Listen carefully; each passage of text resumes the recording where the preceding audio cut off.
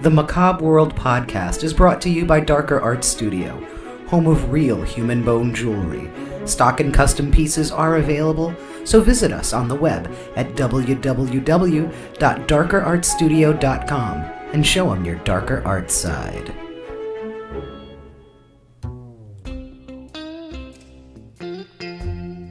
Macabre World, a podcast from Darker Art Studio, where we explore the dark, strange, and unusual from this world and beyond.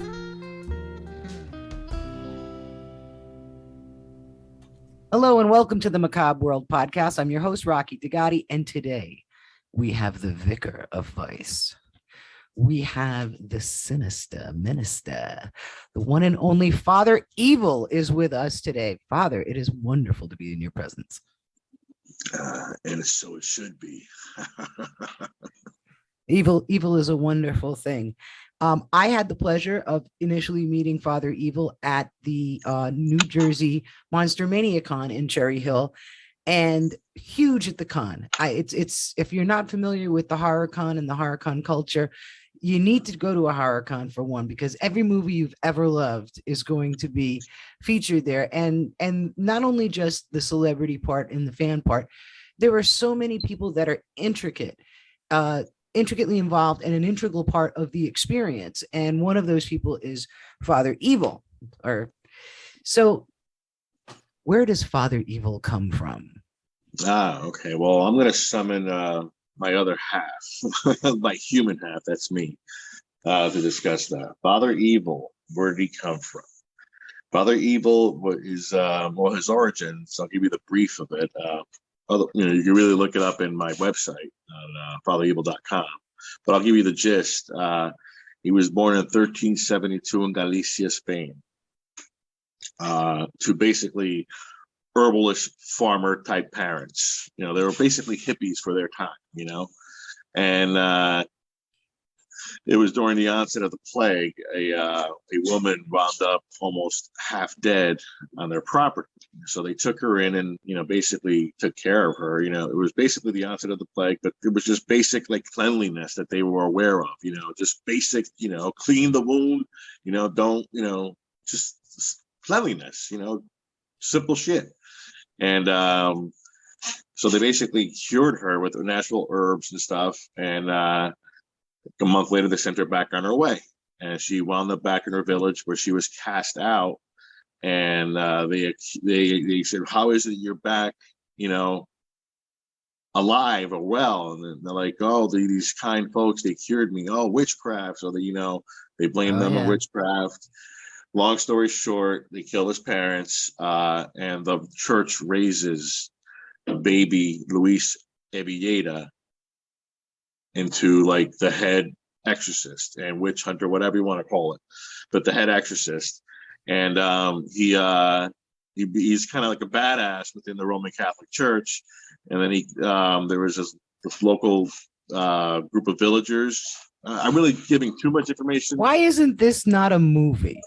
This needs to be a movie. I don't want to give too much more information, but the rest of it, the gist people need to go and check out your website. Yes, that's all I'm going to say for now.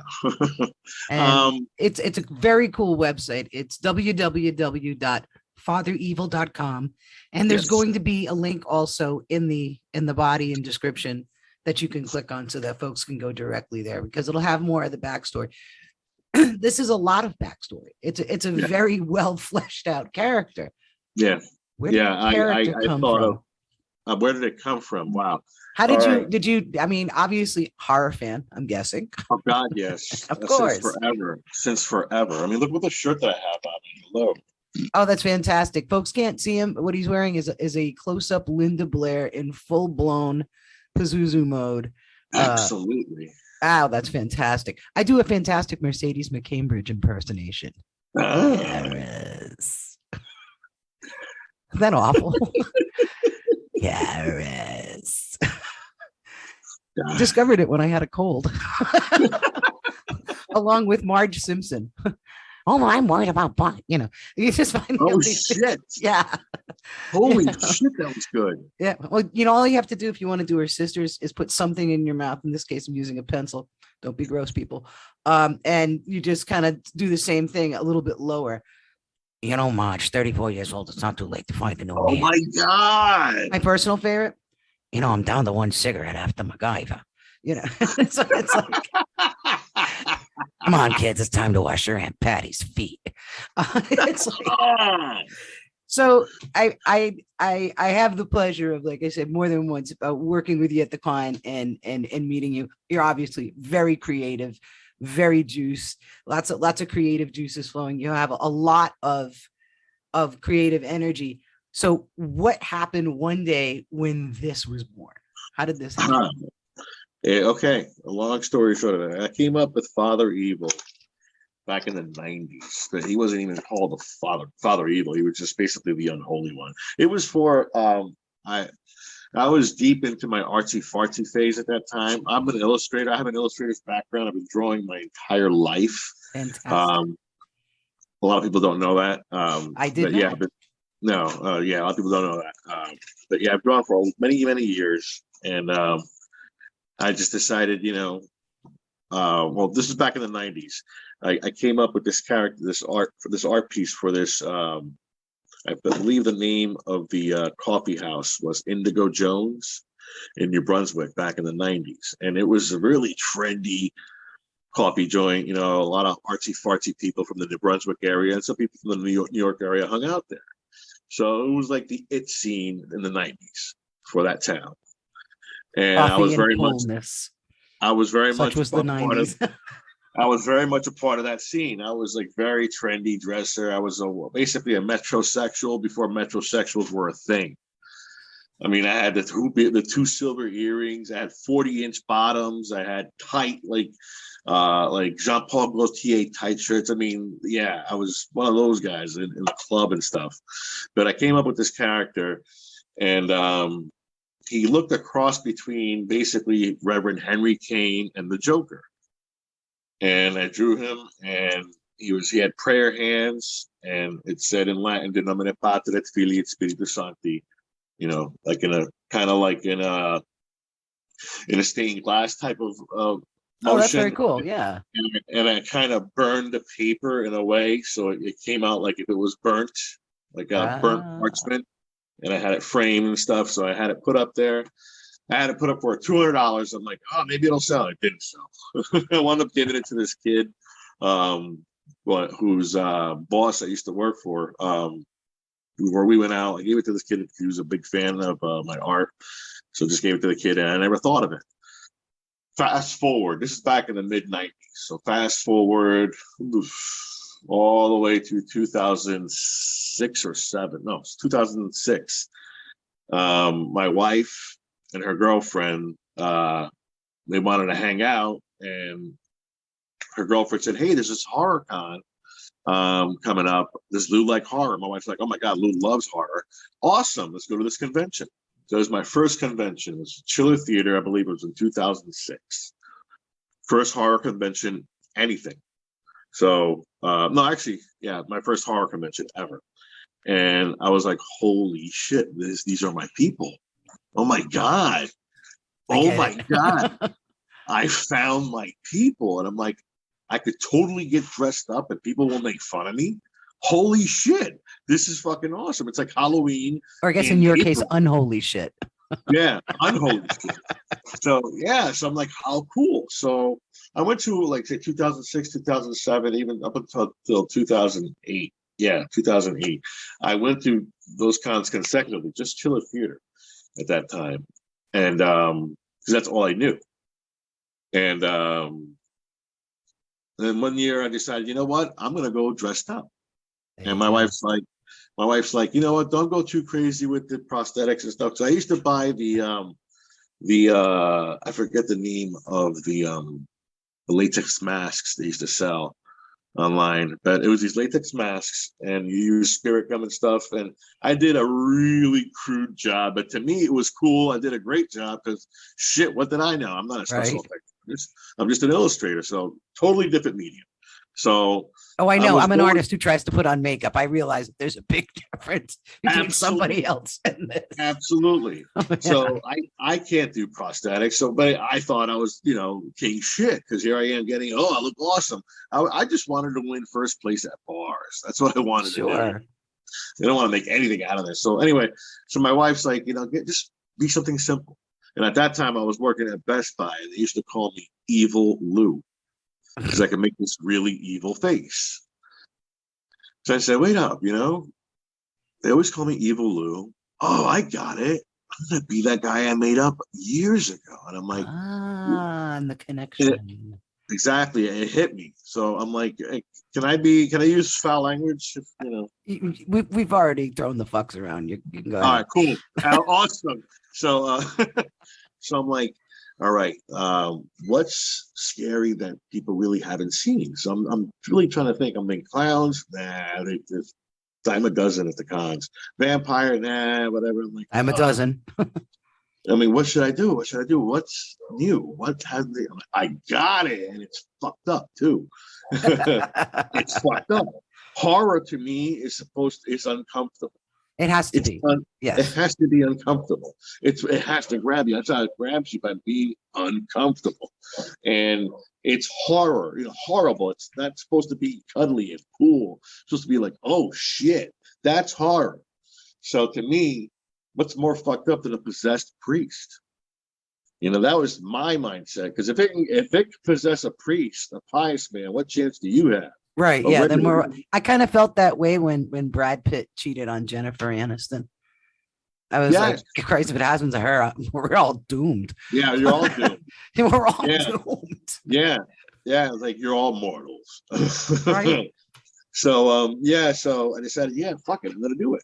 So I picked up a $20 costume from Party City, and it was gonna be a one-time thing at the con. One-time thing, a goof. No one's gonna It's a people are good gonna one. laugh, whatever, ha ha ha. And I think, nope.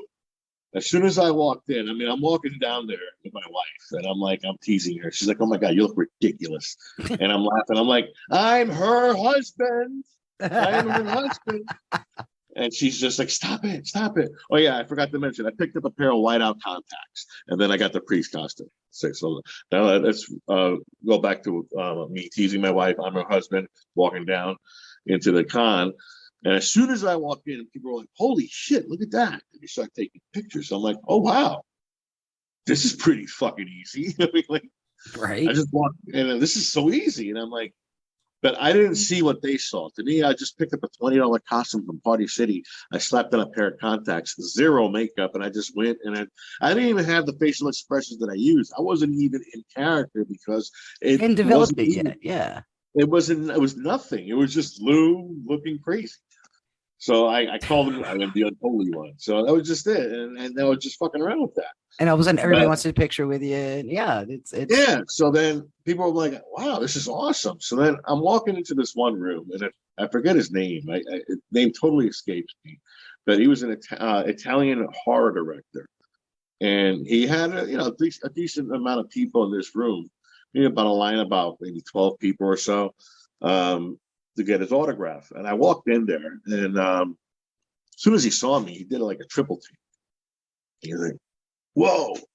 He excused himself from the table, and he literally runs up to me. And he's like, "Oh my God, this is so original, so simple, but so original. So, oh, this is horror." He's like, but it's in a heavy Italian accent. And I'm like, "What?" And then he called his assistant producer to start taking pictures of me and taking pictures with me. And I'm like, "Holy shit, what's going on?" So then after all that, I'm like, I looked at my wife, I'm like, "That just happened?" And she's like, "Yeah, it did." And I'm like, maybe I got something here. That's what I thought in my head. Maybe I got something. I didn't outright say it to him. I'm like, look at myself. If I caught his eye, maybe I got something here.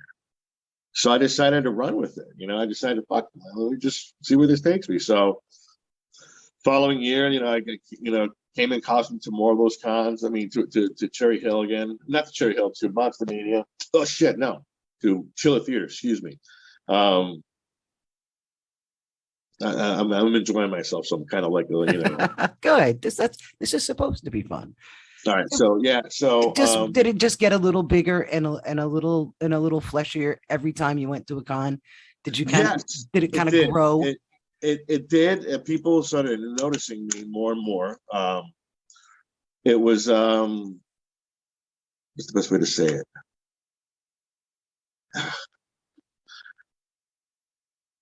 It just it felt good. Sure. It felt really good. And I'm like, wow, this is really cool. And I'm like, I get to express my creativeness. And then I ran into this couple, and he happens to be a really big fan. I don't know if he wants me to mention his name, so I won't. But he's a big fan of mine. We'll call him nice guy, big fan. Yeah. So I see his outfit. He's basically dressed like as the Sugar Skulls. Oh, right. Yeah. Like, he had a top hat, and his wife had the same thing. Oh, very cool. So, That can be a very, very nice effect. Yeah. yeah, but they were on point with their makeup and on point with their outfits. That's When I outstanding. saw him like that, I'm like, this is it. I gotta up my game. I can't. This is just this $20 bullshit ain't cutting out anymore. I gotta up my game, and that's what I want. So that his outfit, that style. So Sure. literally, that was 2012. Remember, it's 2012. I actually I got my An actual set of vestments. an actual set of estimates, which is the one that I still wear to this day. I'm very superstitious for some reason. I have two other brand new vestments. One with a red lining, which looks pretty cool, and another one just like the one that I have now. But this old one has brought me so much luck. It's Well, brought me so many. there's something It's to brought be me said so for many that. places. It has my essence in there. It's if I die, that fucking jacket is haunted as fuck.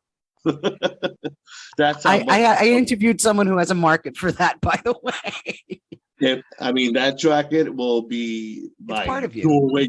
my doorway back into this realm to haunt all you fuckers. So that's like 10 years ago. In the 10 years, cover of Sanctuary magazine. Yep. And I was also like on the cover with a bunch of other cosplayers, but of cosplay culture. oh, very Um, cool. Sure. yeah, I was on that. That was pretty cool at the time, because that was the magazine for cosplayers. Even though I'm not a cosplayer, I'm a creator.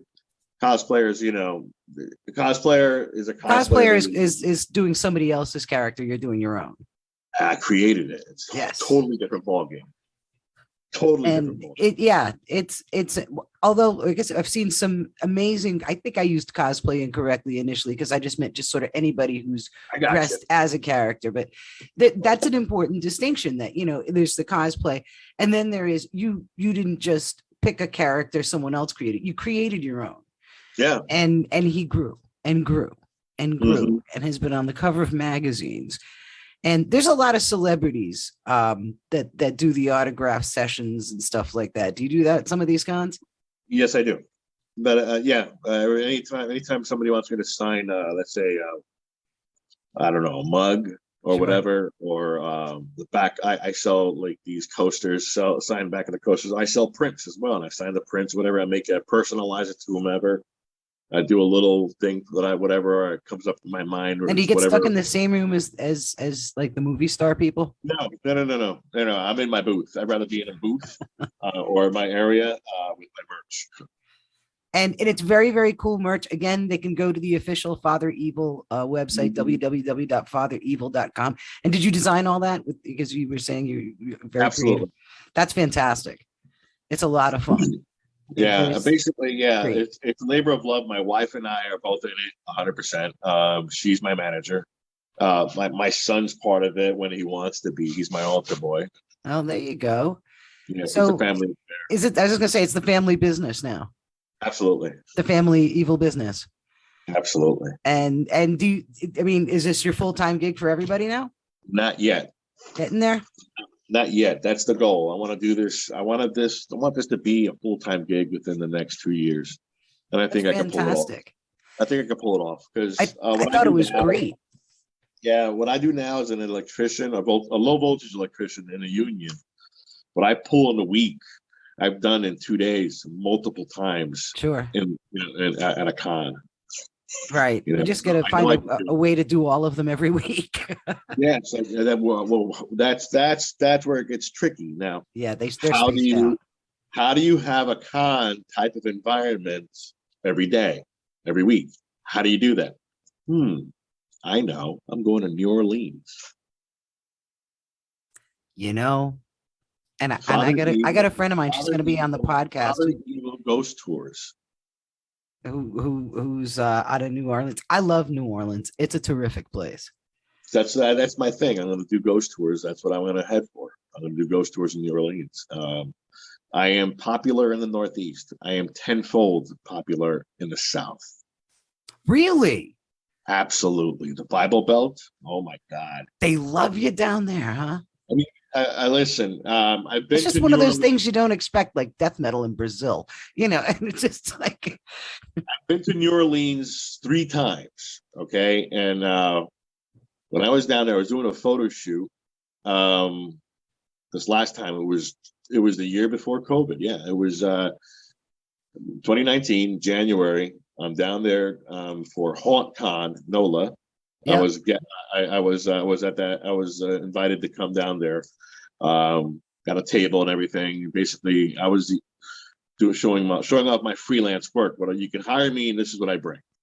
So they were very impressed with me and stuff. So I decided, well, let's do an impromptu photo shoot in downtown and right on the French Quarter. sure.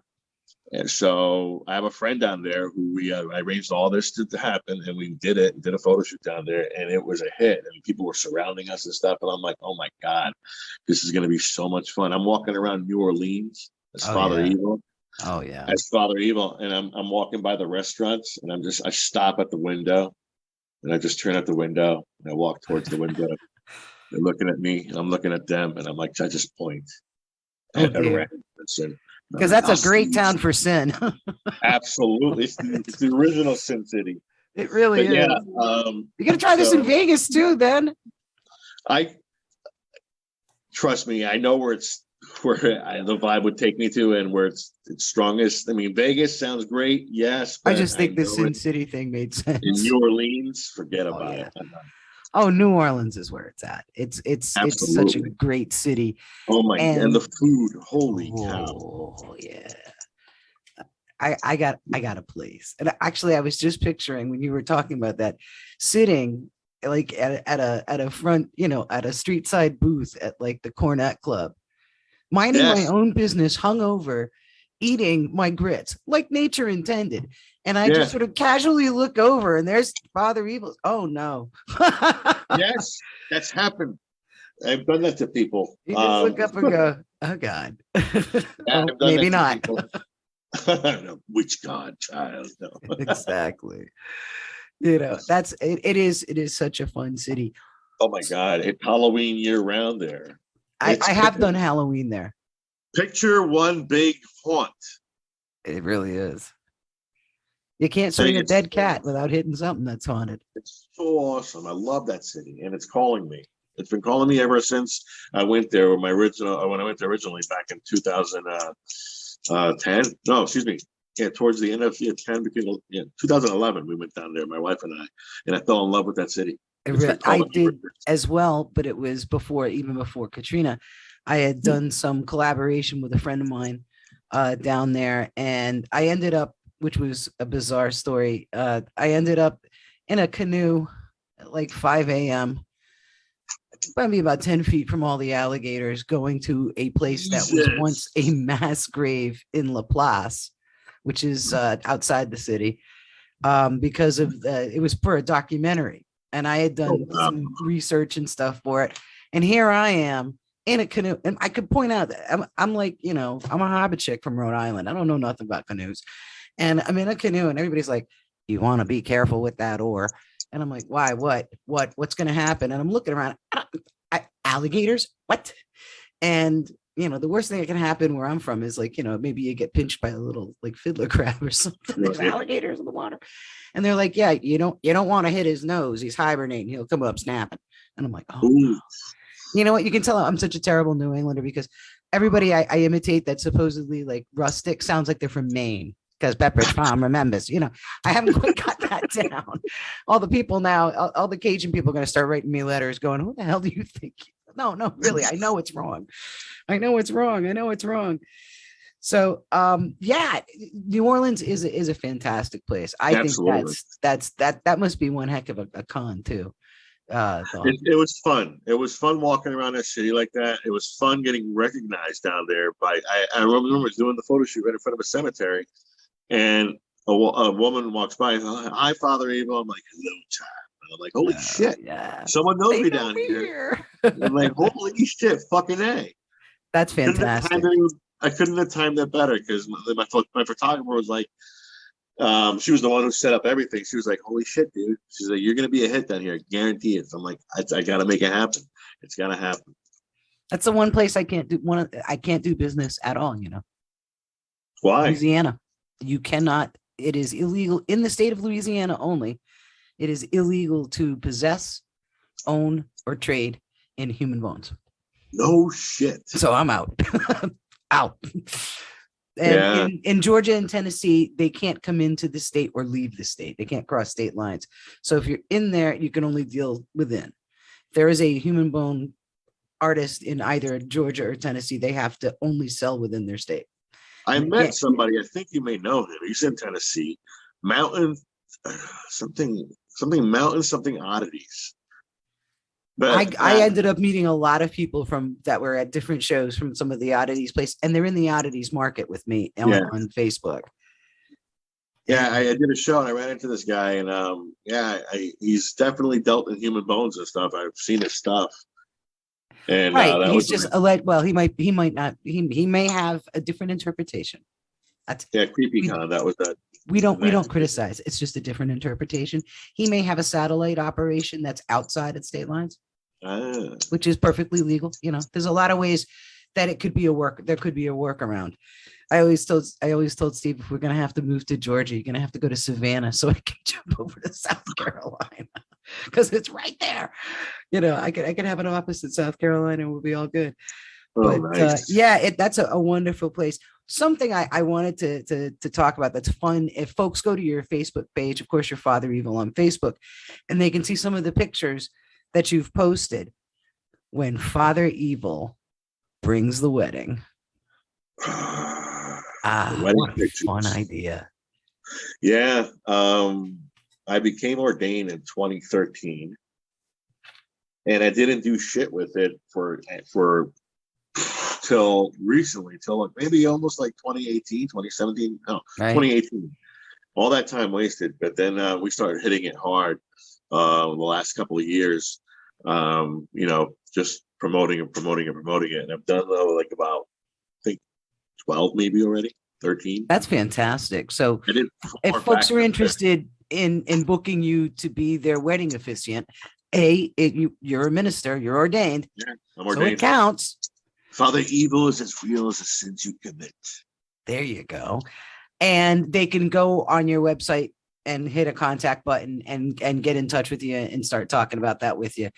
Yep. Because what perfect setting for any horror fan who's getting married. Well, I always tell my clients, I always tell the bride, I'm like, traditionally, a wedding day is the bride's day. Right. It's her day. If you're having a Father Evil wedding, I'm going to be stealing your thunder. And they totally understand that. And I'm like, literally all eyes are going to be on me as soon as I get there. They've seen brides or whatever. They've seen every type of bride there is. Even once they see you, oh, she's beautiful. Wow, you got a possessed priest to marry you? How often do you see that? That's new. Exactly. So they're like, wow. So, exactly. Yeah, that's very cool. I've done it with people who are straight from the Midwest. I mean, like hardcore conservative Christians from the Midwest. I've done it in front of them, like at a firehouse wedding, and they were. It was fun walking in because the bride purposely didn't tell them that it was going to be me. So she invited the kind of uptight Oh God, she did. fundamentalist relatives, and I just walk maybe in, I let walk that in. detail off. Yeah, she just neglected to have that detail. And I walk in, I have my own theme music She's too. diabolical. I love it. So I walk in and they see me and they hear this music and they're looking at me. I'm like, yes, I will be officiating. They're like, oh my. They're like, oh my, indeed. So you're stuck with me now. So anyway, by the end of the night, they all love me. I know how to break the ice. I know how to read people. I've done retail for over 20 years. You pick up a thing or two when you do retail, and I just incorporated it into my act, into what I do, and you learn how to read people, how to break the ice, and you make them fans for life. It's, you know, it's wonderful to watch all of the characters, whether known or created, at the cons interact with the fans. Some I've seen it in the horror industry more than the comic book industry. I've seen a lot more people in the horror industry stay more in character. They're pretty serious. I can say that, like, at both times I've done the Cherry Hill show. Now apparently, and my associate Jasmine, who worked the table with me, can tell you that she can tell all of the Michael Myerses apart. She knows which one's which. She has a favorite. Yes. And so she's like, you know, that's not my Michael. Oh no, that's not my Michael. That's my Michael. Yes. She knows which one's which. And none of them break character. Nope. We had such a fright. And I remember kind of like leaning into a couple of folks that I had talked to previously and just kind of said, look, man, I know you can't break character and it's really hot in here, but if you're in need, I have water, you know, letting folks know they can come by. Because a lot of these hot, uncomfortable, they never ever flinch. They never break character. Nope. And they are very serious. I think that's what's amazing is I have seen a lot of these characters, yourself included, you're busted on this totally, when they deal with very young fans. And I don't know how to tell you this, Lou, but the whole world can tell you're an awesome dad just by your stance when you pose with a kid. You love kids, they love you. It's a lot of fun, and it's easy to see why. So when you have these little people, and it's great that their parents are bringing them to these things, because for them it must be like Halloween everywhere all the time, and that's outstanding. And it's wonderful to see a lot of yourself and a lot of the folks that work there so good with these little ones, because what they're doing is they're making future horror fans. Absolutely. And it's great to see. Awesome. I mean, I've taken pics with kids since the womb. I'm not kidding. I've had pregnant mothers come up to me. Hey, could you take a picture? You know, you blessing my stomach. All right. I'm like, I'm going to do like evil hand pose over your stomach. Yeah, perfect. And I'm like, all right, let's do it. Take a picture. And then baby's born. I see it. I see the child. They bring it next to me, taking a picture. And baby's now 2 years old. The kid's in my arms now. And the kid's 4, 7, 10. You know, I've seen it since birth, since the womb. And it's pretty magical, you know. It's to get these kids to be in your life like that, for these parents to allow you to be in their children's life like that. It's pretty intense. You really get to watch them grow up. Literally. Sure. I'm a con dad to many children out there. And it's great to see the kids enjoy the magic of it, because oh my God, yes, it's so much fun. Because and this particular not this con, I think it was the one before that had very much of a Chucky. Yes. I can't tell you how many Chuckies I saw that actually looked like Chucky. They just happen to be, and this is no hate for those of you who can't see. I'm a ginger. I'm not making a ginger slight, but you know, you get a certain looking ginger kid, and yes, it works. Like that kid on my lap in one of the pics that I posted. He is fantastic, outstanding. I told him this is what I coached him. I said, I want you to look real mean into the camera, like you know, like I make a mean face. He said, yeah, I want you to look mean like that. And he's like, okay. So I'm like, you ready? Ready? All right, go ahead now. And we just took the photo, and it's fun coaching kids like that. And it is. You got to see it on his Facebook. Go to Father Evil on Facebook, and you will see Father Evil posing with this very animated young ginger fella. He looks great. His name is Dexter, by the way. Oh, how appropriate. Yes. Oh, they did it on purpose. Trust me. The parents did it on purpose. And the parents, they were there, and they were trying to get the kid to come over. I was like, come on over. I was sitting down. Here, come on over, sit down. We'll take a picture of you. He's like, no, I'm like a scary Santa. Picture me like a scary Santa. Tell me what you want for Halloween. He's like, oh, okay. So then after that, he sat on my lap, and then his father took the pic and stuff. It was really cool. The kid was really cool. Yeah, and my son gets a little jealous from time to time, which is I'm kind of liking that, because it'll get him off his ass and get into costume and start working the floor with that. I've seen pictures. He looks great. It's a great compliment to the evil acolyte, or what is his? It's evil altar boy. No, it's just Altar Boy X, Xavier, but that's X, right. Yeah, Altar Boy X. Altar Boy X. And it's funny, man, because I remember I picked them up from school, and I remember asking him, and I said, "Hey, buddy, I got a question to ask you." He's like, "All right." And I'm looking at him as I'm driving, and I just see his profile, and I'm like, one day I'm gonna stop being Father Evil. I'm gonna stop. I'm gonna hand it over to you. Is that something you want to do? And without missing it, the look on his face is serious, and he's like, yes. Just like that, with the yes. I'm like, evil lives on. Yes. No legacy of evil. I was so happy, and I'm like, it's a tough gig, kid. And he goes, I'm like, are you gonna have your own version, or do you want to have hair, or do you want to be bald like Daddy? He goes, oh, I'm gonna be bald like Daddy. I'm like, all right, dude. All right, whatever. You may change your mind down the road with that, because you have awesome locks, but you may want to do your own version of it. But we'll see. But whatever, it's your head, it's your hair. That's awesome. And now the cons are a family affair, are they not? Yes, they are. Oh, that's everybody. Wonderful. My wife runs the table. I do the stand up, and I do my thing. It's a stand up, and it's a great atmosphere. You have theme music. Yes, it's terrific. I'm not your typical vendor. When people pass by my table, it's like passing a haunt. Exactly. It does give off that vibe. I interact. If you're walking by me, I'm going to interact with you. If you make eye contact with me, it's on.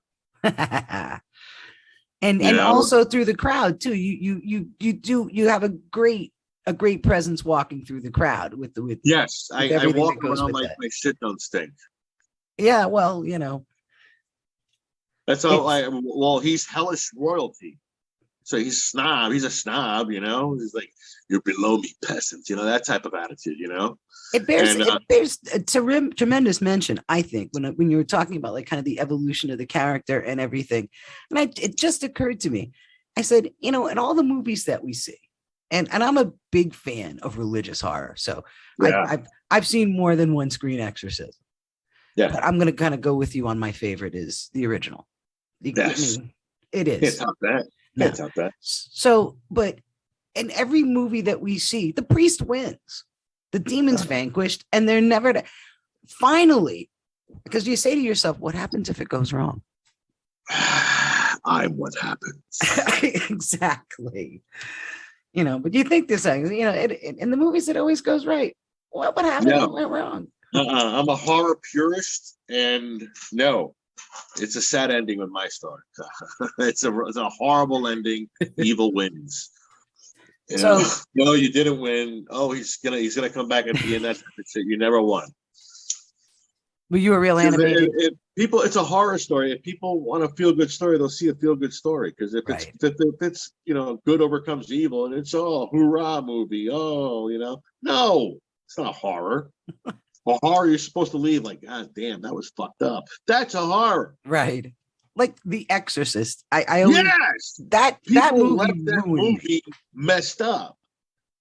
I grew up very, very intensely Latin Catholic. And trust me, I know exactly what you're talking about. I right. grew up in and my mom American Catholic household. Right. Yeah. And my mom is, and my mom's Portuguese. So, it was the intensity. I got to tell you, folks, when you add a Latin country to Catholicism, it dials it up a 10, 12 The notches. thing. Oh, God. And so, my sister went to see it when it first came out. My sister's 9 years older than me. If I say how old, she'll write letters and things. But she was a teenager when the movie came out and showed in our town, which was, I think, maybe a year or two after its release. So she went with her girlfriend to see it, and she came back. And this is a very small harbor town in New England where the streets kind of roll up at 7. It's very quaint, Right. very safe, very tree lined, very dark at night. So Oh, she and her girlfriend just saw The Exorcist, and we had the fear of God in us put every day by my mom. And, that was her weapon of choice when it came to psychological warfare. So and that's the way of it. That's how it works. So we have my sister who's been like torqued up for the last 14 years of her life on all of this stuff. And then you see The Exorcist, and I think a lot of people who are watching it for the first time because they're younger don't realize, because they've been desensitized by everything that came after. yeah. Don't realize that when we saw that, we went, oh my God, literally, and we didn't know what you came out and you're like, what just happened to me? Yeah, it was wrong. What I saw was wrong. Oh my God, but I All loved kinds it. of What's wrong wrong. with me? Right. So she's walking home with her girlfriend, and they split at the top of the street because the other one lives down there. And apparently my mom, as she's turning out the lights, because you have that ritual, you got to turn out the lights before you go to bed. Turning out the light, she turns out the light, and as she goes to leave the room, she starts to see at the top of the street, there's my sister coming down the street. So then my mom turns off all the lights, all of them. And we had a very long 120-foot driveway.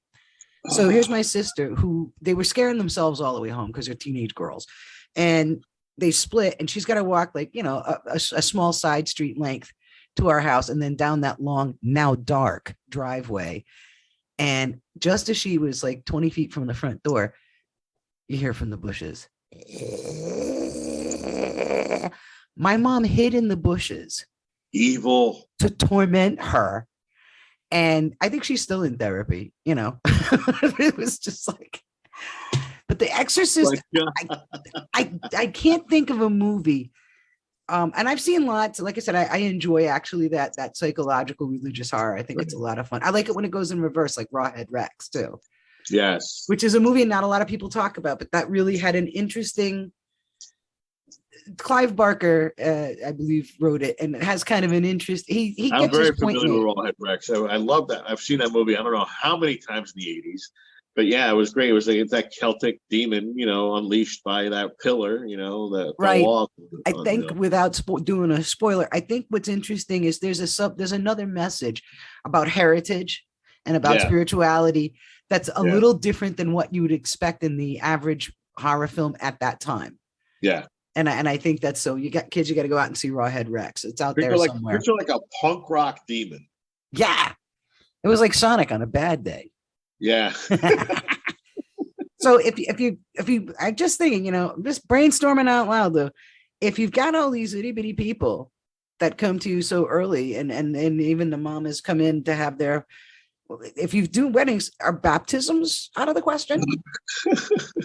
I mean, people do naming ceremonies and have like, they may have a particular right outside of that, but they do a celebration. I'm not saying it will never happen, but I'm pretty sure it will happen down the road, especially as my popularity gets more and more. Sure. I can totally see that happening. I do weddings already, so right. But the thing is, I'm not an actual religion, so a baptism wouldn't be anything, even though I could legally start my own church. Sure. Well, but I'm thinking more along the lines, church. When they do the one thing, if they have a particular faith that says you got to do the one thing in the one church and the one someplace else, but then they have the party. Yeah, I could do it. And you can. Yeah, there you go. I would be the first time I went to a christening and probably wouldn't be miserable. Everyone's going to hate me now. Every one of my relatives just went, you were miserable? You were miserable at the christening? Were you? Jeez. Yeah, I just sunk my boat. But we're all old now and everybody's past childbearing age. So I'm pretty much in the clear. Yeah, it's fine. They'll get over it. They'll get over it. So what's your favorite horror movie? And I know that's a Oh, very hard question because no, there's it's not lots of really. genres. No, it's not hard. No? Oh, it's easy Texas, good for you. Texas Chainsaw Massacre, the original one. Yeah, that was quick. Came right That's out. my all-time favorite horror. All time. Exorcist, very close second. But yeah, something about the grittiness, the rawness, the low budgetness. It actually added to the film because if you think of the Sawyer's household, you're not thinking something like massive and beautiful. It's gonna think of the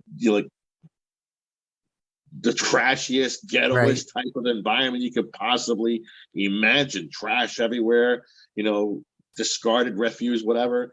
It was perfectly done. I'm like, I felt like, oh my God, I felt dirty when she fell to the floor and all those feathers came up and she's amongst bones and shit. I'm like, I felt dirty for her. And I'm like, why is she still crawling on that filthy ass floor?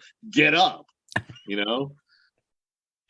And that just got to me. I'm like, oh my God, everything about that movie. And then the first time you see Leatherface, like, holy shit. Totally disturbing. That's a crazy backstory, isn't it? Yes. Yes. And you It's a see lot that, of I'm fun. like, wow. And then to this day, that movie just is everything about that movie is great. I love that movie. I feel that way about, like I said, The Exorcist got in my head, and I actually was forbidden to see the movie, so I read the book first. That Right. ruined me. I was ruined.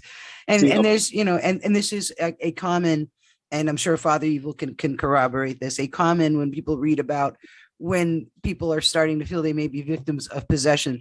And this is really unfortunate for those of us who are middle aged, is that objects disappear and reappear somewhere else, right. which is pretty much like me every day. Car keys. Same here. Right. So apparently you're possessed. You're like officially possessed, but it's No, see, possession is such a harsh word, my child.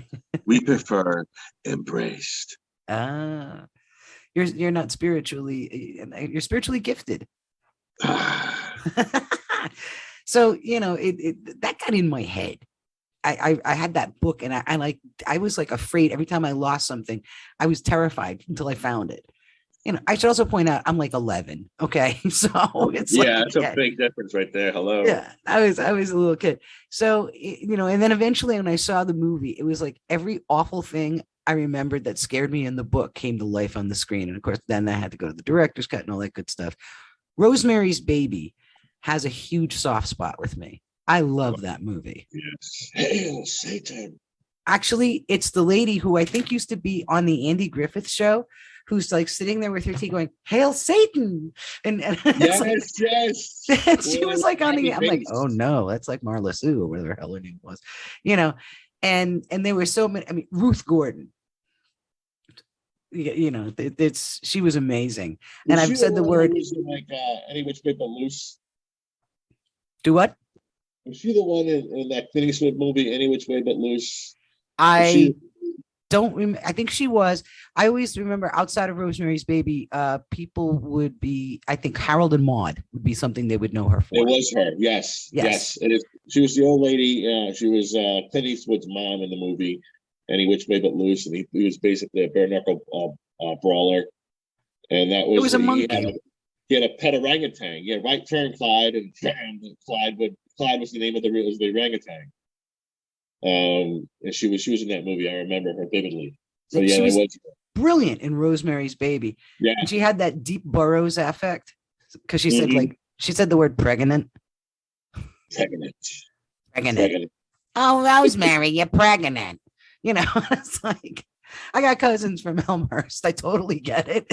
But, and there's something about that movie. I think I loved the building as much as I loved any part of that story.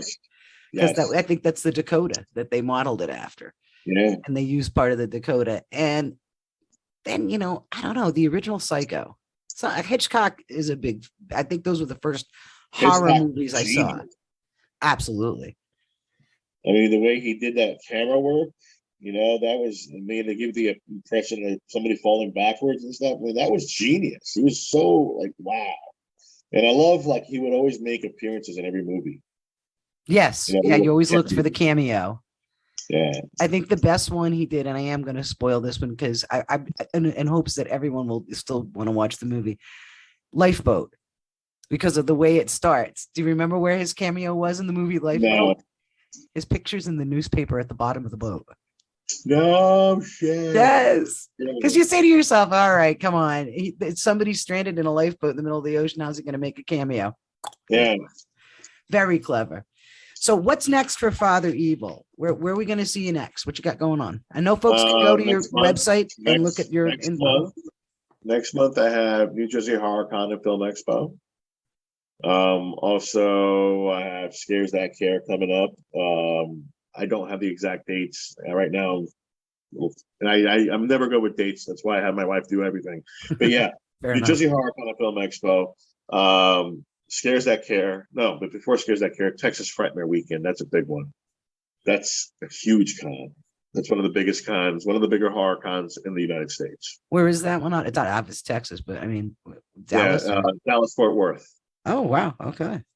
Yeah, it's like really like right next to the airport, and it is huge. He gets like the A-listers of the horror world. Well, everything's bigger in Texas. Yeah, well, no, I mean, on the same venue, he's had Dario Argento, Clive Barker. Wow. Who else? Like Malcolm McDowell. I mean, he's had all these major names. Udo Kier, all the same. Caligula. He got Caligula. Udo Kier. Hello. No, you said Malcolm McDowell. Well, Malcolm McDowell, yes. Caligula. We got, yeah. So he got a massive line. I remember seeing George Romero there. Oh wow. I mean, he's gotten the A-listers. I mean, yeah, he gets them. And it's been an honor for me to get invited to every year back over there because he handpicks his vendors every year. You can't re-up after the con. He chooses who comes next year. Oh, wow. And I've been fortunate enough to you have to be invited for the past 5 years. So yeah, oh, that's fantastic. Yeah, it's a great con. So if anybody's looking to, because like good punk rock, you gotta experience Father Evil live. Yeah. And so if folks want to know where you go, and it's on your site, yeah. Yep. Pictures is one thing, but it's an experience when you meet. You'll never forget it. Absolutely, never forget it. Father Evil smells like sin. It's something that more than one of us has commented on before. He smells so good. He smells like sin. Sin smells like Dior. It's Fahrenheit. Sin smells like Dior. See, here I thought the devil wore Prada. What do I know? So what do I know? So folks can find out where you're going to be, and I'm going to have links in the body of the description that folks can click. They can always go to your site and figure out where your next appearance is. You Absolutely. Now do weddings, and I imagine your busiest time for that gets to what I call the scary season. Well, October used to be haunt season, but now it's turned into wedding season. That's fantastic. Yeah, I did 4 weddings this past October back to back to back. It was crazy. I was supposed to do 5. That's great. I was supposed to do 5, but one guy had COVID, and I'm like, okay, I guess that's not happening. But I did the other ones, and it was just fantastic. So definitely get on the website, check out Father Evil. Have a chance whatever con you can make it to. If you get a chance, you got to see it live. And what would be your they have the benediction and the closing thing. If Father Evil could give us a closing, I would be very grateful. Volovestrakia anima tua, ego manducarum tum peccato, ego manducarum tum anima. Amen. Thank you for listening to Macabre World.